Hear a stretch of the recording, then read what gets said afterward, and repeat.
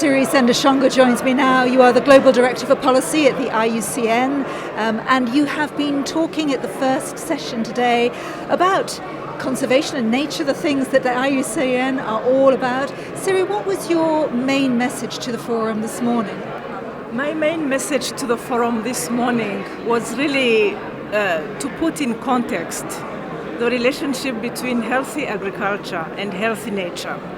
So we cannot continue to sort of use nature to mine it when agriculture is currently being almost an instrument of mining the nutrients from the soil, what we call the soil biodiversity, as well as the biodiversity in the landscape because of extensive agriculture, the monoculture, and that cannot take us to a sustainable future. We need to find a way to balance nature conservation with agriculture because it's a symbiotic relationship, and the more we find a good balance between the two, the better for everybody.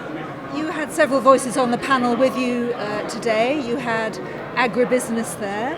When we look at intensification and now we look at trying to reverse some of the damages and preserve more, produce more, do you feel that there is progress being made? Do you feel that your voice about nature and conservation is being listened to? I have a sense the private sector, including the agri-business, are really beginning to listen because, let's face it, business responds to what the consumer wants. And they are aware that the consumer is really not any longer in favor of this intensive agriculture that uses a lot of chemicals in the soil with all the damage that it causes to the water systems, to our health, to destroying biodiversity. And I think they are really looking for that partnership where the private sector can make a contribution to developing that new vision for agriculture, which is a sustainable agriculture. And I think they have the resources, they have the science, they have the assets, and they need that partnership to really be more responsive to what the citizen wants. And the citizen of the world, I think, they do not want agriculture that is destroying everything around us and is also not necessarily producing the healthy food for the healthy lifestyles that we would want. And how important is it to hear messages like we heard from Her Majesty Queen Noor of Jordan this morning? I know she's allied to the International Union for the Conservation of Nature, when she talked about sharing wisdom together, coming together on these platforms, and how everyone can and should make a difference because the time to act is now. No, absolutely. I have to say she was extraordinary. She was really impressive.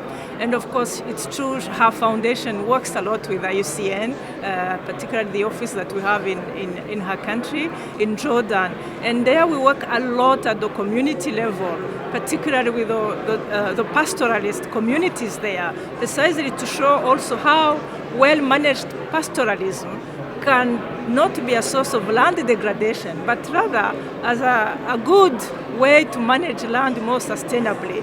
So I think she was trying to say there are many, many practices out there which, local communities are discovering or actually rediscovering, because some of those practices were there years ago and slowly going through this intensification and modernization. Some of them got lost, but I think now people are discovering the value of that, and of course combining with also other approaches from elsewhere, which really brings the holistic benefits that we want on the social side, the environmental side, but also livelihood in terms of economic returns, etc.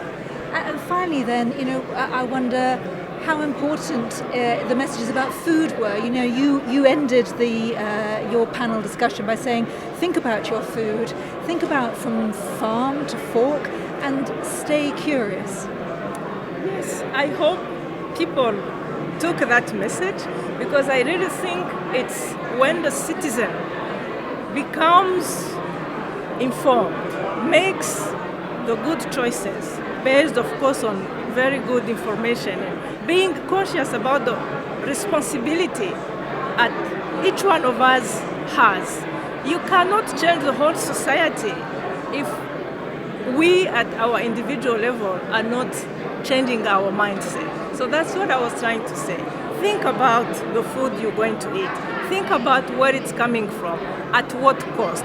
How is it affecting the nature around you? How is it affecting faraway communities? You are buying, prawns coming from Ecuador or Vietnam. What does that mean for the communities there? This is what, we no longer live in isolation. We really have to think as a connected global community. So that's what I was trying to say. Cyriaque Sendashonga, thank you very much and enjoy the rest of the forum today. Thank you. Thank you. My pleasure.